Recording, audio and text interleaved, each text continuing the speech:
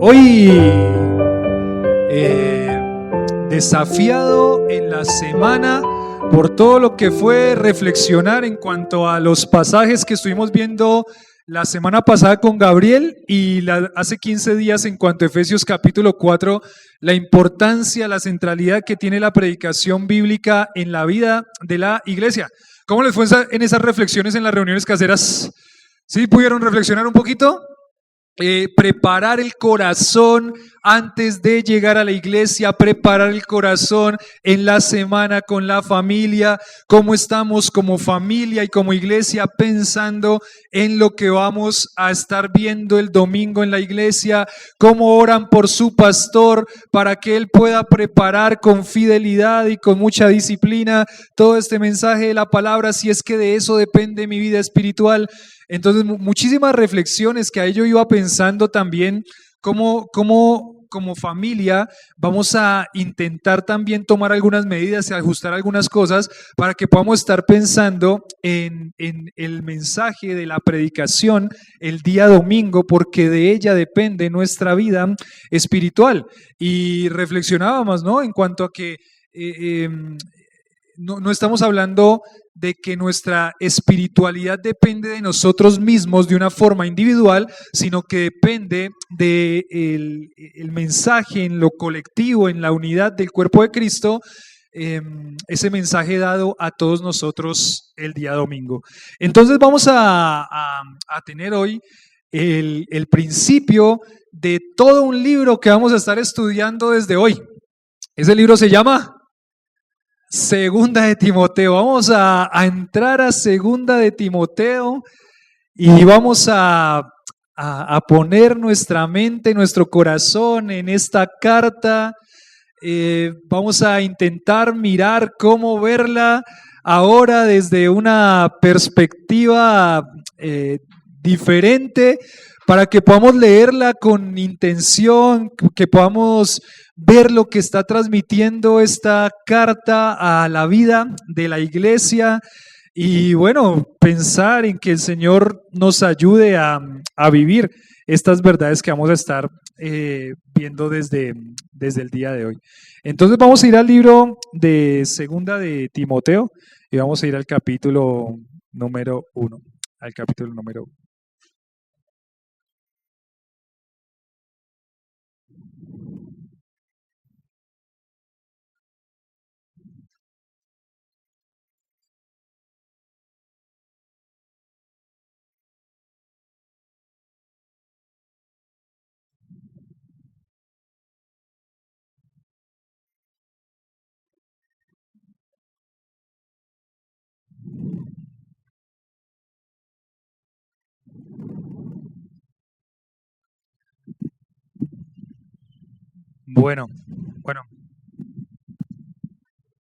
Bueno, listos.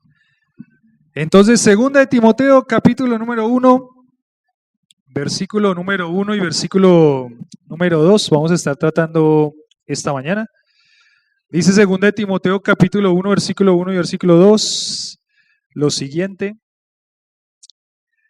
Pablo, apóstol de Jesucristo por la voluntad de Dios, según la promesa de la vida que es en Cristo Jesús, a Timoteo, amado hijo, gracia, misericordia y paz de Dios Padre y de Jesucristo nuestro Señor. Y ahí está el saludo de Pablo, como es característico en él, es prácticamente el saludo muy similar a lo que él hizo en la primera carta, en el 1 Timoteo, pero en este momento, aunque es al mismo hombre a quien le va a escribir la carta, las circunstancias que rodean el escrito de esta carta son diferentes, no son los mismos.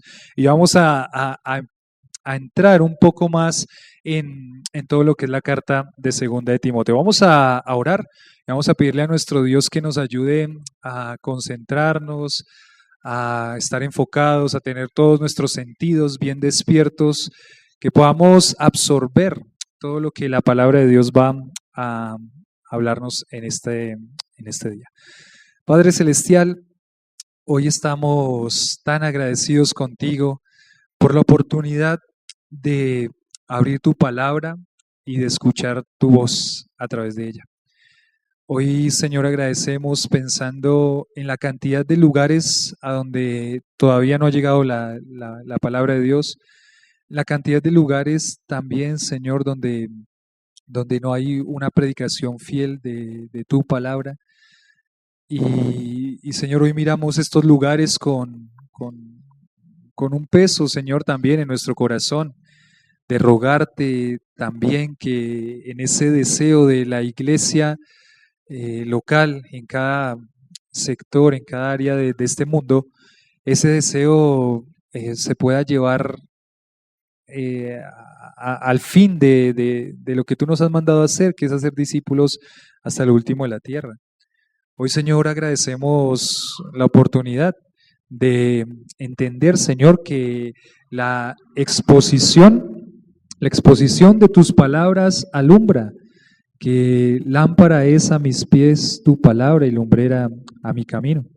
Hoy, Señor, te damos la gloria y la honra a ti, porque tú, Señor, has sido maravilloso durante el tiempo de nuestra iglesia, en permitirnos ver los libros que hemos estudiado y poder, Señor, con sabiduría pedirte cómo aplicarlos a la vida de la iglesia. Hoy, Señor, iniciamos este recorrido por 1 Timoteo y, Señor, te pedimos que esto no sea solamente algo que es información para nosotros, sino que tu palabra pueda transformar nuestra vida, transformar nuestra iglesia. Que al final, Señor, de este estudio haya una iglesia más madura en las convicciones que tú das, Señor, las indicaciones, las instrucciones que tú das. Y también, Señor, una iglesia madura en vivir lo que aprende. Señor, hoy dejamos este tiempo en tus manos. Y bueno, Señor, gracias por todo lo que tú haces. En tu nombre oramos agradecidos. Amén. Bueno, al título de esta predicación le puse acercándose al final con fidelidad. Acercándose al final con fidelidad. Acercándose al final con fidelidad. Bueno, cada vez que entramos al estudio de un libro, tenemos que pensar por lo menos en 3 cosas. ¿Recuerdan cuáles son las 3 cosas en las que tenemos que pensar cuando entramos al estudio de un libro, cuando entramos a la lectura de un libro, al estudio de un libro? Pensamos en 3 cosas. La primera cosa, pensamos en quién. En quién escribió esa carta, ¿cierto? En el autor de esa carta. La segunda cosa en la que pensamos es ¿cuál?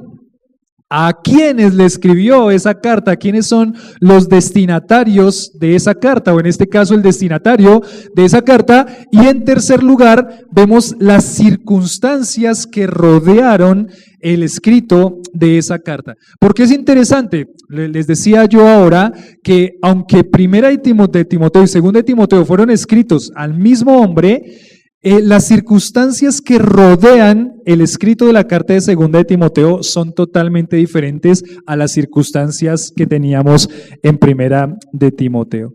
Entonces, aquí en el primer versículo, en los primeros 2 versículos, nos deja un poco más claro quién lo escribió y a quién se lo escribió. Dice Pablo, apóstol de Jesucristo por la voluntad de Dios. Ahí lo tenemos muy claramente. Y en el versículo 2 nos dice a quién se lo escribió. Y dice a quién.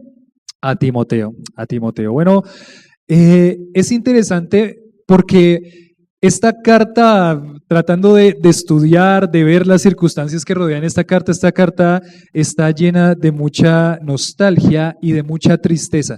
Cuando vuelvan a leer segunda de Timoteo ahí en sus lecturas bíblicas diarias, pueden pensar en que esta carta está rodeada de mucha tristeza y de mucha nostalgia. ¿Por qué? Porque esta carta de segunda de Timoteo es la última carta que el apóstol Pablo escribió. La última de sus cartas. Porque él escribe esta carta prácticamente y un tiempito después, muy cortito, meses, días, Pablo es asesinado y muerto como un mártir de la iglesia. Entonces, esta carta de segunda de Timoteo está llena de mucha nostalgia. Hay una urgencia en Pablo en que Timoteo recuerde algunas cosas que tiene que pensar y en las que tiene que establecerse, porque hay una urgencia en Pablo. Pablo ya va a terminar su carrera, es lo que va a decir el final de segunda de Timoteo. Ya he acabado ¿qué dice Pablo? Ya he acabado mi carrera. He acabado mi carrera y voy a la gloria eterna. Y en esta carta hay palabras en las que Pablo ya sabe que va a ser sacrificado en poco tiempo. Entonces Pablo está con su corazón aunque gozoso, y no se ve a un hombre que se está quejando. Él está en este momento escribiendo esta carta desde la cárcel, y ya les voy a mencionar un poquito más en cuanto al lugar donde él estaba. Aunque él está escribiendo esta carta desde la cárcel, él no está quejándose, por ejemplo. Él no está de pronto con un sentido de autocompasión, de pobrecito yo que estoy en esta cárcel, no, de todo lo contrario. Él está muy confiado en que acaba esta carrera, en esta vida, y va a ir a la eternidad a recibir la corona, dice Pablo en sus últimas palabras.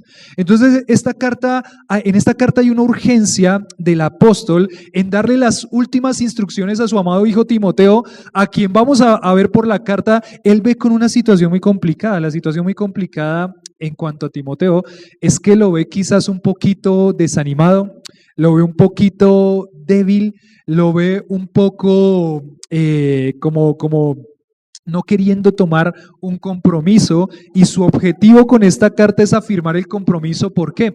Porque el ministerio del apóstol Pablo, ¿quién lo iba a seguir? ¿Quién lo iba a seguir desarrollando? Las personas pasamos, pero el plan de Dios, ¿qué pasa? Continúa, sigue. ¿Y quién va a seguir este ministerio?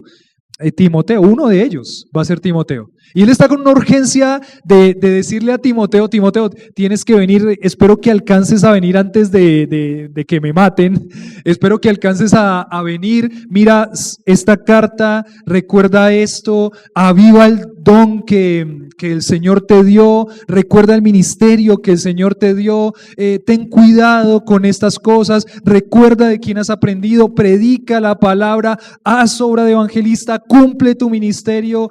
Timoteo, yo voy a morir y tú tienes que seguir la labor.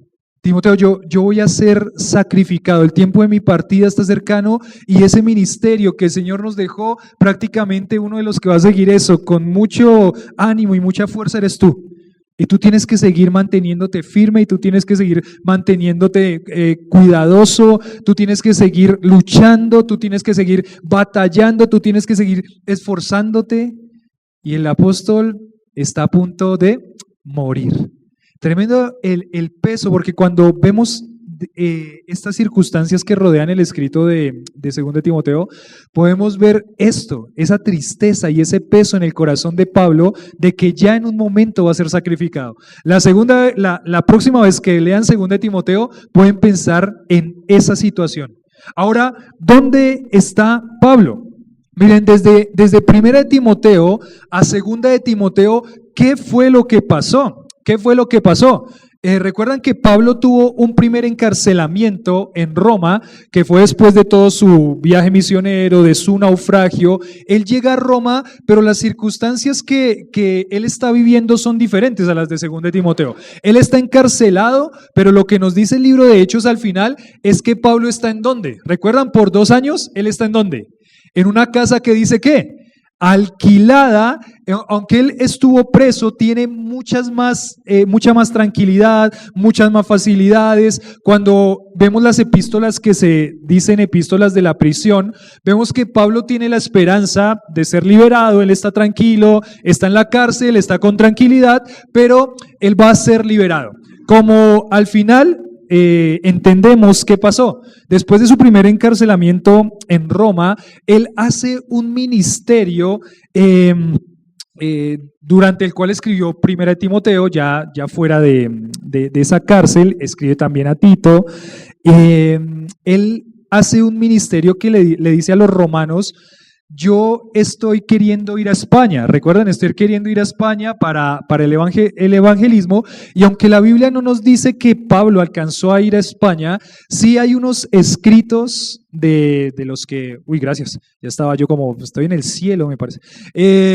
Y aunque hay unos escritos que no están en la Biblia, nos dicen por la historia que sí Pablo alcanzó a ir a España a hacer ese ministerio que él deseaba hacer. Entonces, él está aquí, ha sido liberado, hace su ministerio, está fortaleciendo a las iglesias, parece que se encuentra con Timoteo fuera de la cárcel, está yendo también a Éfeso. Antes de que Nerón empezara toda esta persecución hacia los cristianos, que fue la que finalmente llevó a Pablo a la muerte. Pero Pablo sale de su primer encarcelamiento, hace todo este ministerio, parece que va a España, se cree que va a España a hacer esa labor que él quería hacer en España, y entonces en esa época de tiempo se incrementa una persecución en Roma. ¿Por qué? Porque el emperador romano es un emperador desquiciado. Si ustedes buscan ahí en el Google al emperador Nerón, Nerón fue uno de los peores emperadores en cuanto a la crueldad que manejó Nerón. Una de las cosas, por ejemplo, que leí aquí en un comentario, era que Nerón dice que él mató a su hermano, mató a su esposa, mató a su mamá, todo por esa ansia de poder que él tenía. Es más, él tenía un plan, y parece que para cumplir ese plan, él lo que hizo fue quemar gran parte de la ciudad de Roma. Como se le vinieron encima para tratar de preguntar qué fue lo que pasó y por qué hizo eso, lo que hizo Nerón fue poner toda la atención sobre los cristianos. Y Nerón lo que dijo fue, ese incendio lo produjeron los cristianos y por eso tenemos que perseguirlos a todos. En esa persecución tan fuerte que se desarrolla en el Imperio Romano, es donde Pablo nuevamente es encarcelado, y ya ahora la circunstancia es diferente. Ahora Pablo no está en una casa alquilada, sino que Pablo está en un calabozo, en un pozo. Él está en la cárcel, en una cárcel fría, y cuando leamos 1 Timoteo y vayamos avanzando, él dice, tráeme el abrigo, siento frío. Muchas de las personas que están con él lo han dejado, lo han desamparado, seguramente muchos de pronto por el temor que implica la persecución a los creyentes. Dice que solamente Onesíforo fue alguien que pudo estar al lado del apóstol, y otra persona que fue Lucas pudo estar al lado del apóstol, y seguramente Lucas, porque Lucas, ¿recuerdan que era Lucas? Lucas era un médico. Y seguramente Lucas tiene contactos allá en los altos mandos del Imperio Romano, porque Lucas, si es un médico, es un hombre que tiene una posición o tuvo una posición económica alta, y de pronto se relacionaba ahí con los altos mandos, y él tuvo el acceso a Pablo en lo que ahora es un calabozo frío, en cadenas, y tremendo pensar en cómo termina la historia de alguien que ha entregado toda su vida por la causa del evangelio, no toda su vida, desde que el Señor lo llamó, él ha entregado su vida a la causa del evangelio. Y ustedes pueden pensar, ¿cuántos quisiéramos terminar nuestra vida de creyentes en un calabozo, en una cárcel fría, abandonado por todos y ya listo para ser decapitado? Amén. No, ninguno. Ninguno de nosotros está pensando que así termine nuestra vida de creyente. Y aquí tenemos al apóstol Pablo, que entendemos quién es este hombre que se ha entregado por la iglesia, por la edificación de la iglesia, se ha entregado por la edificación de la iglesia, y termina en una cárcel, termina en un pozo, termina en el lugar quizás más cruel, más cruel que uno se podría imaginar. Entonces uno entiende acá que las palabras con las que Pablo le escribe a Timoteo son palabras muy nostálgicas, son palabras muy nostálgicas. Dice acá en este comentario, dice, universalmente se dice que su martirio ocurrió en el reinado de Nerón. Y si tienen la oportunidad, hay un libro que se llama Eusebio, Historia Eclesiástica, que es donde él narra esto. Ayer vi que es un libro de 722 páginas, es Historia Eclesiástica de este hombre Eusebio. Y dice que él escribió cómo Pablo pudo desarrollar todo este ministerio y cómo también esa persecución por Nerón fue la que llevó al martirio a Pablo. Entonces uno piensa, y no solamente a Pablo, también al apóstol Pedro. Entonces uno puede pensar acá, esta es la circunstancia que rodea la carta. Hay un hombre que está por ser sacrificado, que ha entregado toda su vida al ministerio, pero que en este momento está en uno de los lugares más crueles de todo el mundo por la causa de Cristo. Ni siquiera por ser un delincuente, sino juzgado como el peor de los delincuentes por haber dedicado su vida a la predicación del Evangelio, Entonces una carta llena de muchos sentimientos, de sufrimientos ministeriales, de instrucciones ministeriales. Se ve el deseo de Pablo de ajustar algunas cosas antes de que él muera. Entonces, ¿cuál es el propósito por el cual se escribe Segunda de Timoteo? Es el propósito de escribirle a Timoteo sus indicaciones finales para que el ministerio siga adelante y para que él no se desanime ni se avergüence de lo que es el ministerio que ha recibido del Señor. Les decía entonces en el título, acercándose al fin con fidelidad. Podríamos pensar acá, ¿no? Pablo, ¿cómo debería estar Pablo? ¿Cuál debería ser la actitud de Pablo al estar en esta situación? Bueno, debería estar amargado, debería estar sintiendo compasión de sí mismo, pero todo lo contrario. Veíamos ahora que Pablo se acerca al final de su vida con fidelidad, y aquí en estos dos versículos lo que me gustaría pensar es qué debería verse al final de la historia del creyente. La frasecita sería esa: ¿qué debería verse al final de la historia del creyente? Si estamos al final de la vida de un apóstol y vemos esa fidelidad, esa constancia a pesar de estar ahí abandonado, encarcelado en un lugar tan frío, tan incómodo como una cárcel, bueno, ¿qué debería verse al final de la vida del creyente, de la historia del creyente? Nosotros un día, si el Señor no nos lleva, vamos a llegar al final de nuestra vida y vamos a morir. ¿Qué debería verse al final de la vida del creyente? ¿Cómo debería ser el final de la historia de nosotros? ¿Qué les gustaría que las personas dijeran al final de su vida como creyente? Uno piensa de pronto, aquí quizás seguramente no nos van a matar, o no sé, de pronto en la selva, si las cosas se ponen peor, de pronto en la selva sí podrían llegar a matar a los creyentes, pero aquí no. Pero todos vamos a llegar al final de la vida, de la historia. A veces, cuando yo estaba pensando en esto, decía, a veces pensamos que el final de nuestra historia va a ser ya viejitos y ahí va a ser el final de nuestra historia, pero el final de la historia del creyente puede ser cualquier momento, ¿no? El final de la historia del creyente puede ser un derrame cerebral que le da de un momento a otro y que cae al piso y llegó a la presencia del Señor.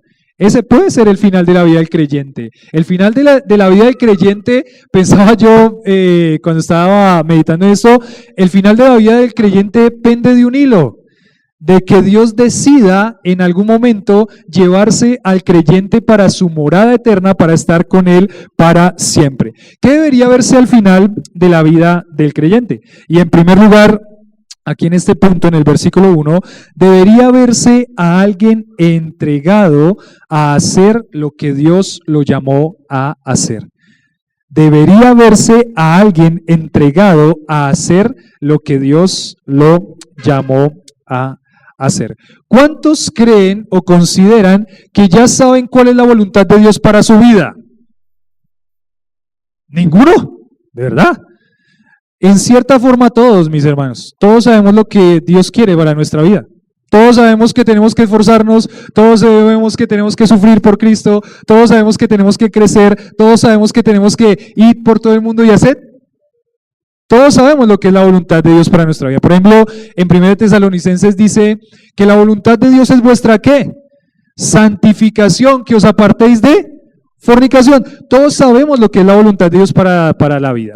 Eso no está escondido, no es algo místico, no tiene que esperar un dedo que le escriba en la pared lo que es la voluntad. No, ya está escrita en la palabra. Entonces vuelvo a hacer la pregunta, ¿cuántos piensan que ya saben cuál es la voluntad de Dios para su vida?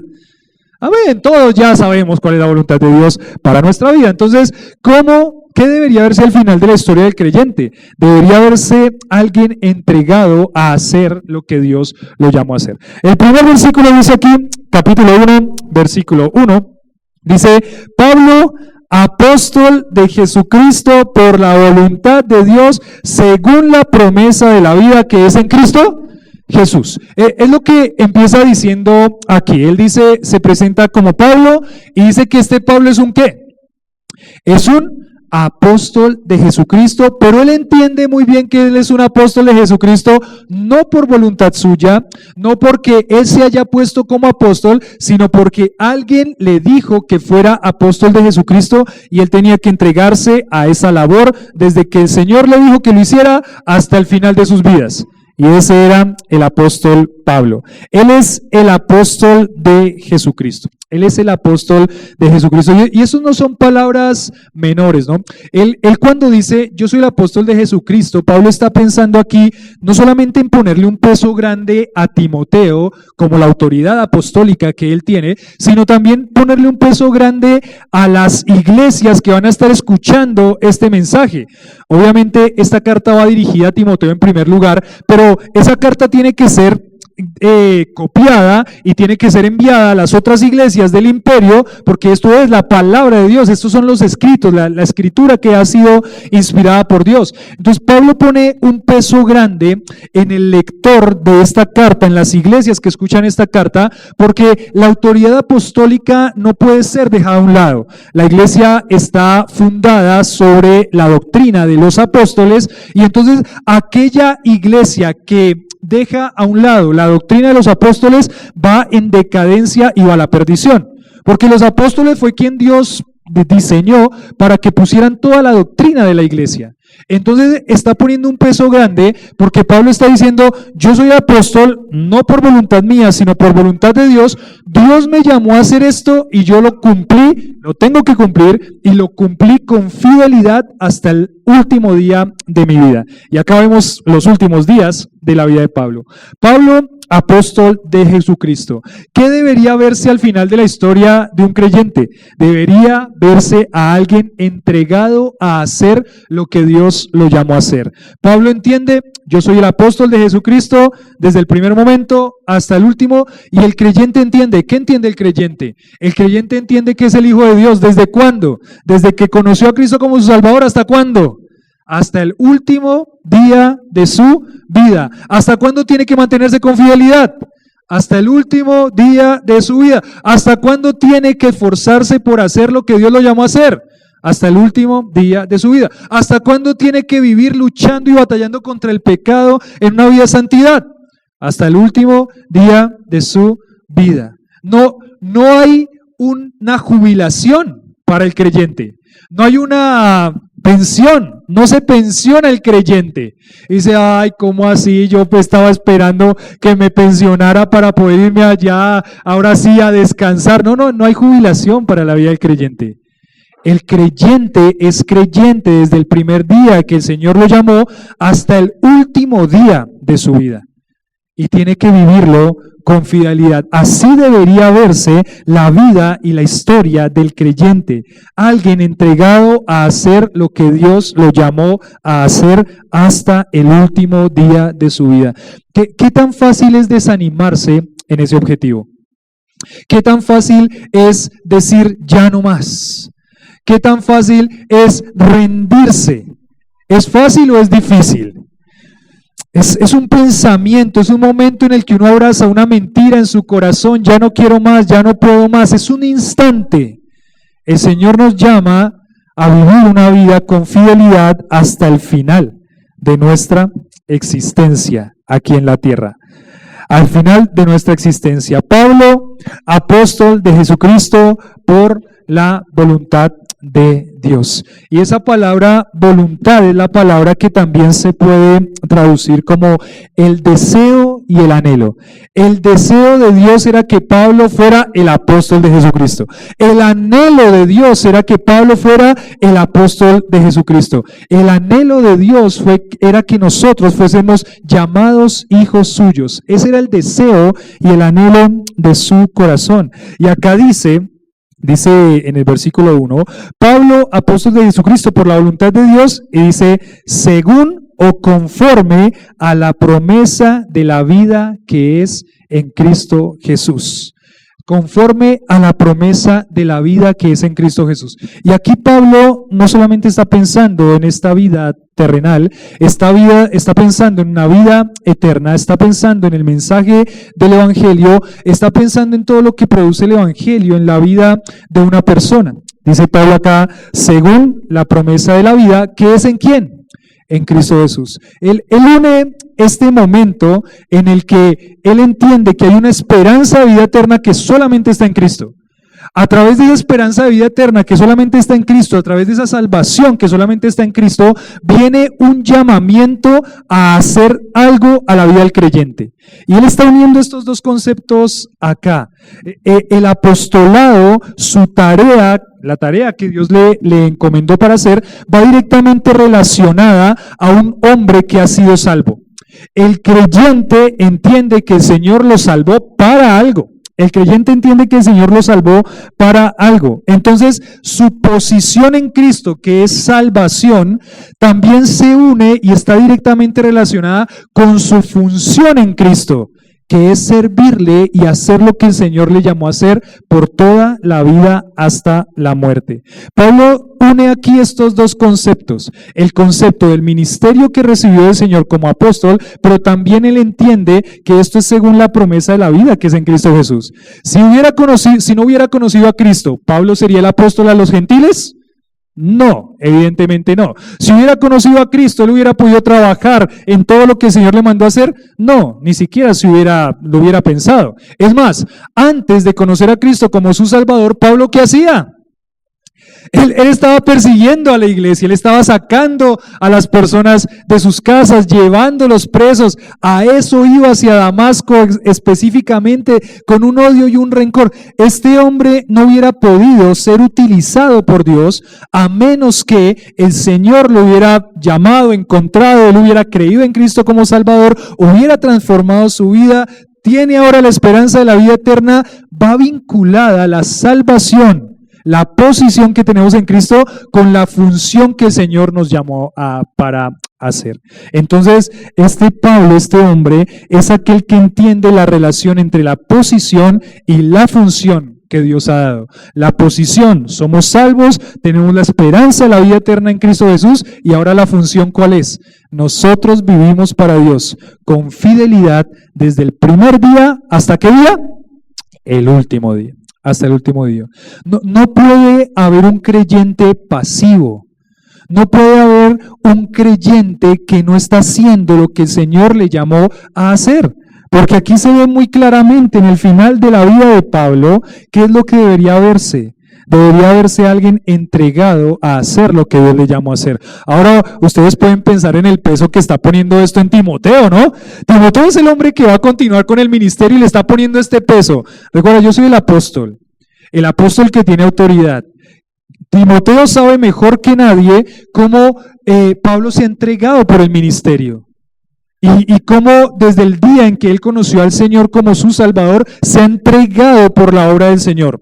Sin estar poniendo excusas, sin estar mirándose a sí mismo, él se ha entregado por la obra del Señor, lo que Dios le llamó a hacer. Entonces ahora Timoteo, ¿qué tiene que hacer? Ahora Timoteo, ¿con qué argumento le dice al Señor, no, Señor, perdón, pero yo no voy a hacer eso? ¿Con qué argumento le dice Timoteo al Señor, no, ya estoy haciendo muchas cosas, Señor, entonces una cosa más, no me pongas eso de esfuerzo? ¿Tendría Timoteo las razones para decir eso? ¿Tendría Timoteo o la iglesia como las excusas para decir, yo hasta aquí hago y no más? ¿Recuerdan que hace, que fue 20 días o un mes? Matías estaba hablándonos aquí en cuanto, por tanto, hermanos míos, amados, ¿qué dice? Estad firmes y constantes. ¿Y qué dice?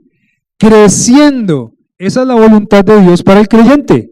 La voluntad de Dios para el creyente es crecimiento. Y ustedes pueden pensar que Timoteo se puede parar enfrente del apóstol Pablo y decirle, después de haber visto toda su vida, estar en la cárcel para ser muerto, sufrir por el evangelio, decir, no, Pablo, yo ya no voy más, ya hasta ahí voy, no, ya una milla más, ya no, yo hasta aquí me quedo, yo ya hice mucho, yo ya estoy haciendo mucho, ahora tengo que sacar un poquito más de tiempo para mí. Tiene la cara para ponerse enfrente del Señor, de un hombre como Pablo, y decirle, no, pero es que eso, obviamente, eso era para quién. Esa responsabilidad y ese trabajo abnegado y entregado era para quién. Pues para el apóstol, ¿cierto? ¿Alguno de ustedes aquí es apóstol? ¿No? Pues yo tampoco. Uy, Alejo casi levanta la mano. Algunos por acá, bueno, no por acá, pero por ahí, dicen que son apóstoles. Ninguno. Y uno podría decir, no, pues eso solamente fue para los apóstoles, esa entrega, esa dedicación, ese esfuerzo. Pero venimos de una predicación de hace un mes que nos dice, a la iglesia, estad firmes y constantes creciendo en la obra del Señor, siempre, sabiendo que vuestro trabajo en el Señor no es en vano. Pero nuestro corazón nos va a llevar muchas veces a no tener en cuenta lo que el Señor nos llamó a hacer. Hablamos del discipulado estas semanas también. Por tanto, hoy día sed ¿qué? Discípulos, ¿cómo yo me entrego por la vida de mi hermano? Pero nuestro corazón va a estar tentado a decir, yo ya estoy haciendo ¿qué? Mucho. Yo ya estoy haciendo mucho. Antes agradezca que me levanto temprano el domingo. Antes agradezca que llego a la reunión casera. Antes agradezca que estuve 2 meses en la selva.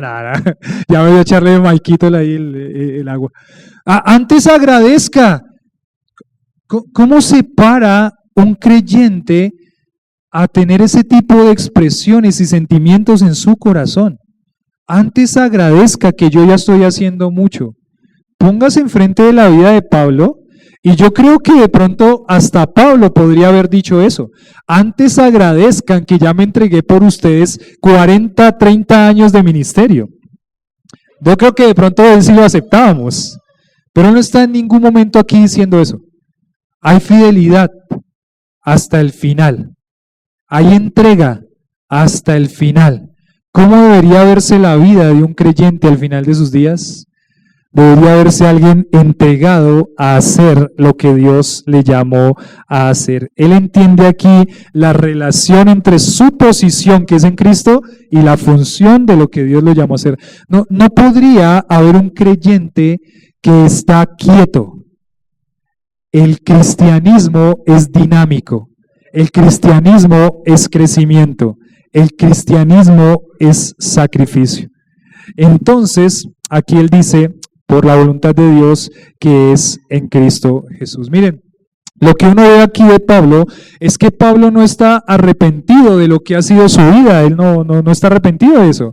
Él está tranquilo y confiado en la esperanza que es en Cristo Jesús. ¿Cómo quisiera llegar al final de su vida en cuanto a lo que Dios le ha llamado a hacer? ¿Cómo quisiera llegar a ese momento en el que el Señor lo llame a su presencia? Bien, buen siervo, fiel. Entra en el gozo de tú. Entonces, el corazón que está luchando con dar un poquito más, hay que pedirle con todas las fuerzas al Señor que nos ayude a quitar esa mentira de nuestro corazón y de nuestra mente.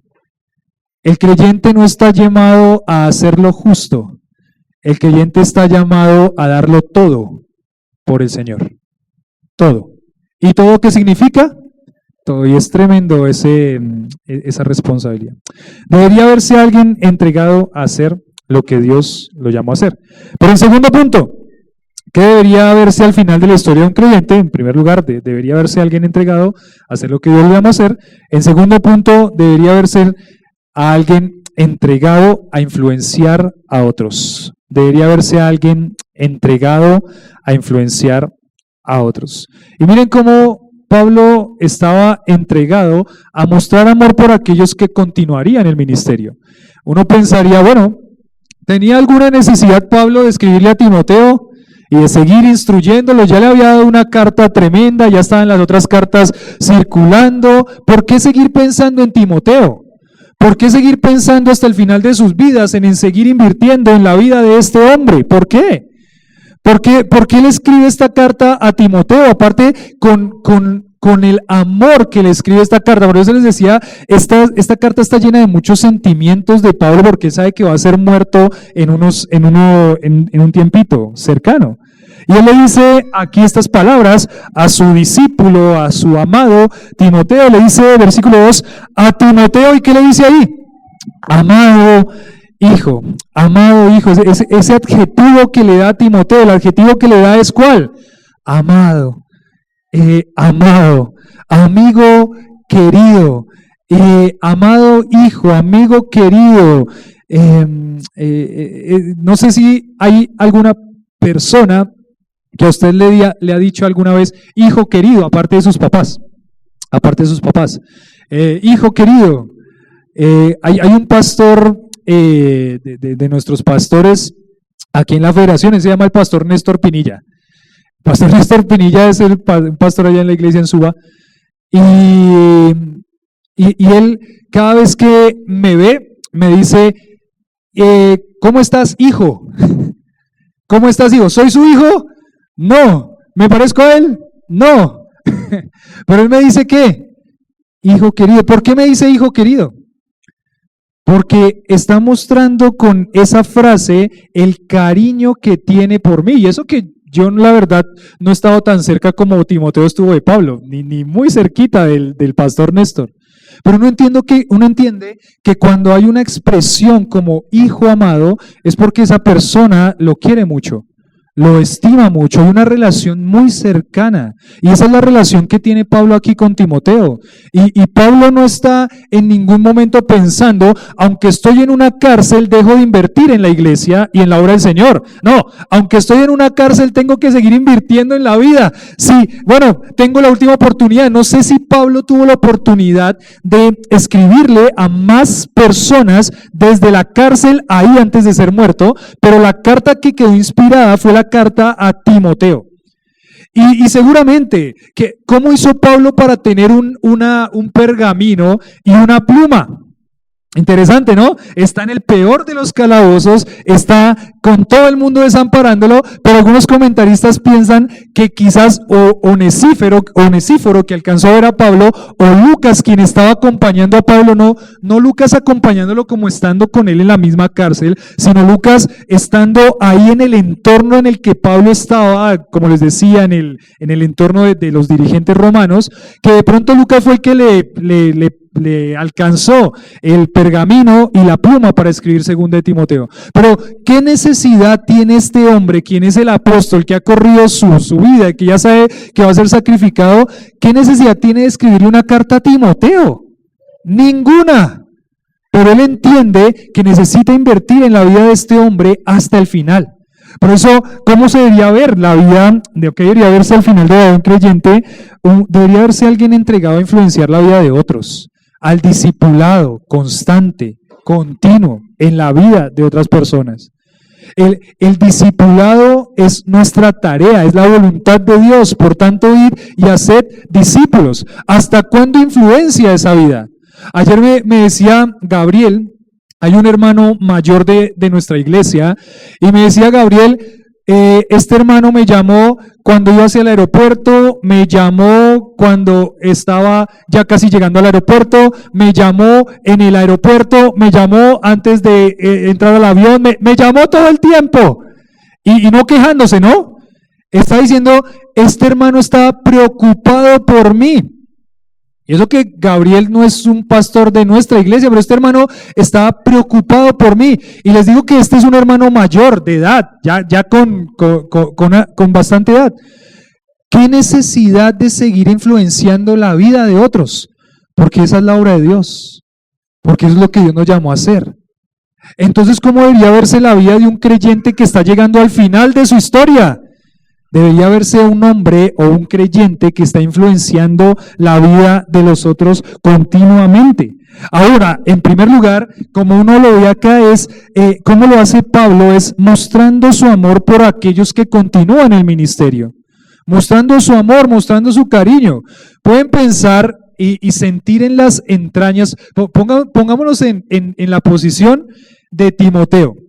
Vamos en la posición de Timoteo, ¿listo? Ahora ustedes son Timoteo, todos nosotros acá somos Timoteo. ¿Qué siente en el momento en el que le llega la carta de su hermano amado apóstol Pablo, que está en una cárcel allá para ser muerto? ¿Qué siente usted? Le llega una carta con su nombre. ¿Qué siente usted? ¿No podría pensar, ¿y será que Pablo se equivocó?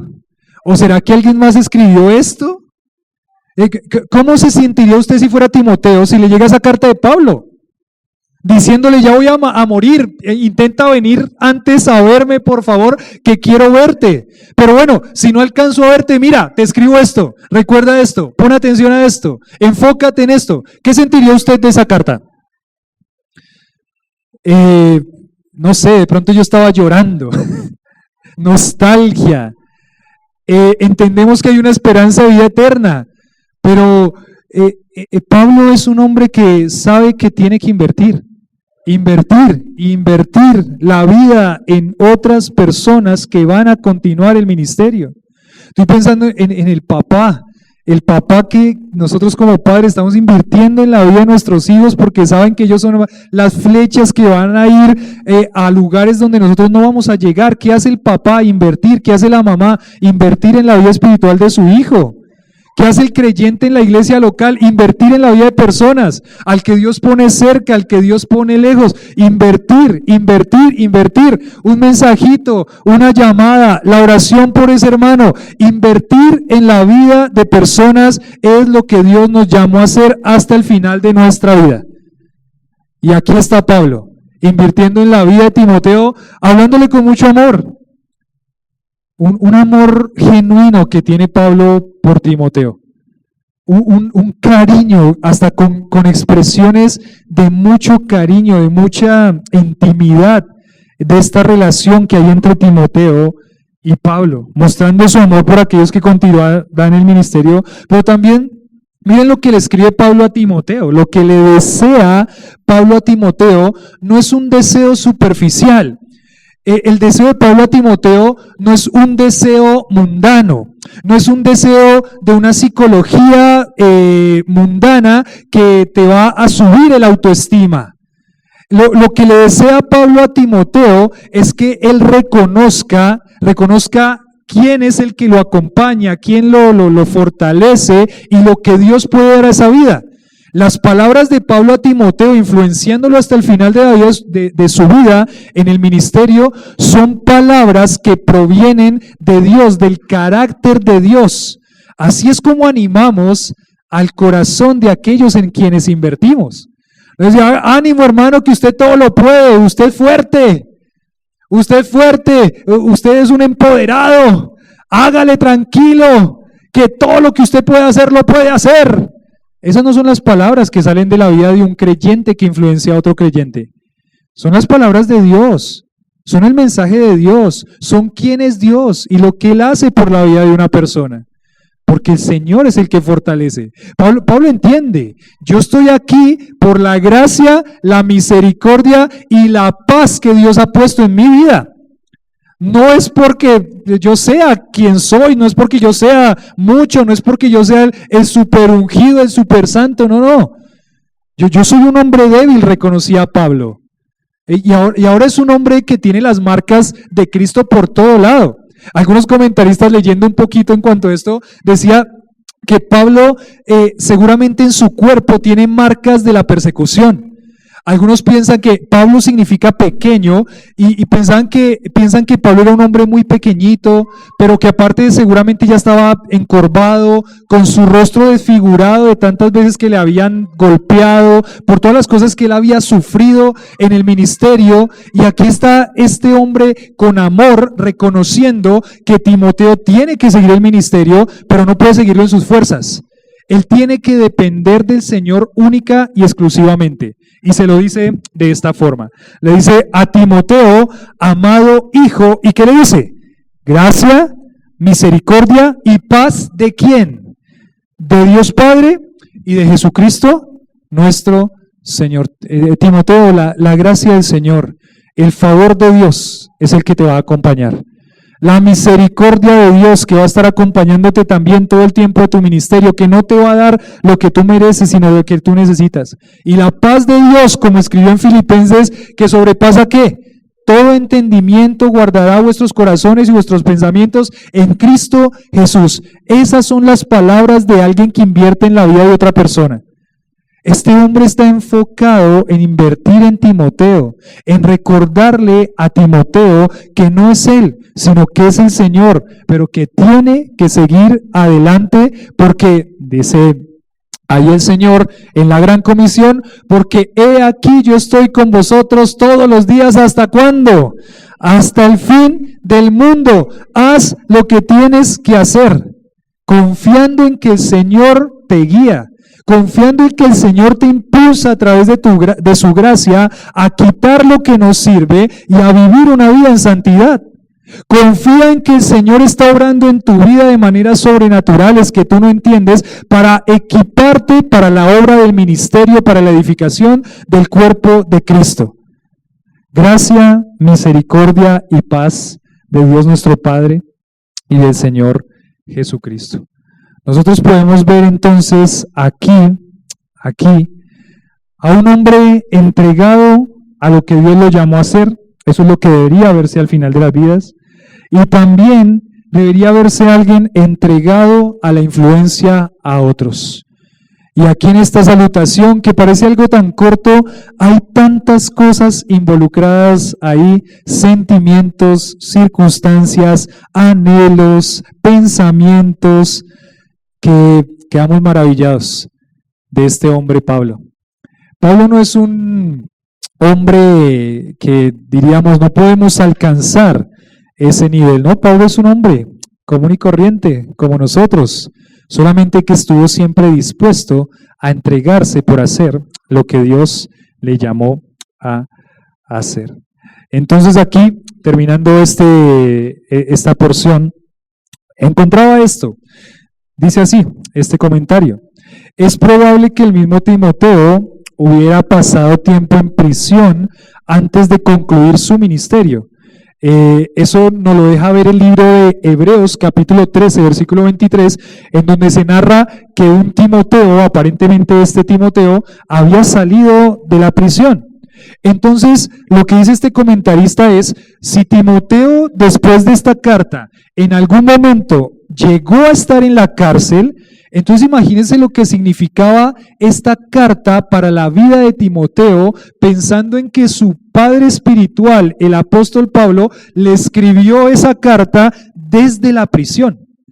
Y dice este comentarista, imagínense lo que esta carta de Pablo significaría para Timoteo en medio de tal prueba y que lleva al lector, dice aquí, a la gracia maravillosa de Dios. Todos los que sufren persecución en el servicio para Cristo o saben de alguien que la sufra, serán enriquecidos espiritualmente por esta última carta de Pablo. Todos los que sufren persecución, la han sufrido o la sufrirán. Si en algún momento nosotros estamos en la cárcel por causa del nombre de Cristo, ¿cuál es la carta que tenemos que recordar? Segunda de Timoteo. Y ahora ¿saben qué estoy pensando? Estoy pensando en Miguel Masmud. ¿Leyeron los informes misioneros esta semana en las reuniones caseras? Este hombre está ya siendo perseguido, nos habla de tantas situaciones difíciles, de estas hermanas que llegaron del secuestro. Estas hermanas que llegaron del secuestro y que ahora están una vez nuevamente con ellos, y dice él, y les pido sus oraciones para que ellas puedan ser restauradas espiritualmente y físicamente. Y oramos también, oren también por creo que era el nombre Uda, porque está todavía secuestrada. Están padeciendo persecución. Y podemos agarrar esta carta y orar intensamente a través de esta carta por estos hermanos que están siendo perseguidos allá. Es tremendo ver cómo nosotros muchas veces, en medio de la no persecución, no valoramos lo que Dios nos dio. No entendemos la entrega que deberíamos tener en el ministerio por amor del nombre de Cristo. Cómo nos quejamos, hacemos pataleta, nos disgustamos por cosas que no tienen realmente mucha relevancia. Necesitamos que nuestro corazón se alinee con la voluntad de Dios. Necesitamos que nuestro corazón se alinee con lo que el Señor nos llamó a hacer y que dejemos tantas cosas que nos impiden realmente crecer y enfocarnos en lo que el Señor nos llamó para hacer. Entonces aquí tenemos esta carta de segunda de Timoteo, una carta que va a confrontar mucho nuestro corazón y que nos va a animar a esforzarnos más por la obra del Señor.